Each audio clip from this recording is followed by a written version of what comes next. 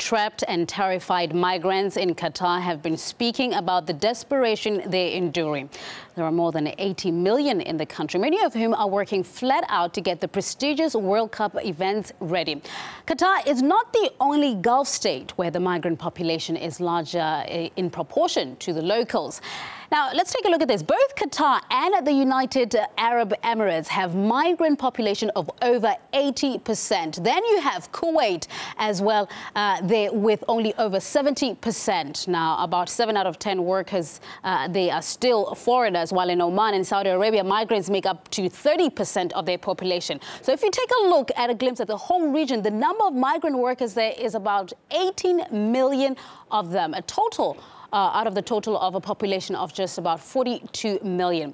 Tesa Arcilla was in Qatar and has more on how the World Cup focus is drawing the world's eyes to migrant suffering.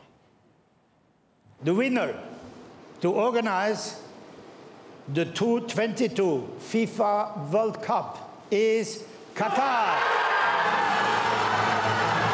But the initial celebration and prestige have been overshadowed by foreign workers' claims of maltreatment, not getting paid, and even not being allowed to leave the country. The International Trade Union Confederation claims that about 4,000 migrants could die before a football is kicked in 2022. The worker becomes the property of the employer. They are not allowed to leave the country. They're not even allowed to change their job unless the employer agrees.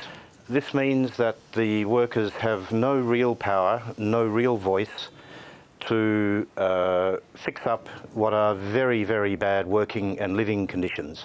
Zahir Belounis knows this all too well. A French football player who arrived in Qatar in 2007, he says he hadn't been paid for more than 2 years. He filed a lawsuit to claim unpaid wages and says his club then refused to give him an exit visa unless he dropped the case. When I went to the tribunal, I never imagined that I wouldn't be able to leave the country. I didn't think they would block me. My wife is depressed and she can't work. I thought of going on hunger strike, but my lawyers told me not to. They already hurt me, and a hunger strike would only hurt my wife and kids. Enough is enough.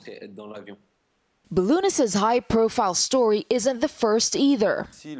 If Qatar doesn't change its ways, I have the courage to say that in 2022 we will have the World Cup of shame, the World Cup of slavery. Belounis, in the meantime, continues to hope his problems will soon be resolved. I'll have to stop playing football. They ended my career. Mentally, I don't see myself playing. And then I'll have to see what to do with my life. Tesa Arcilla, RT.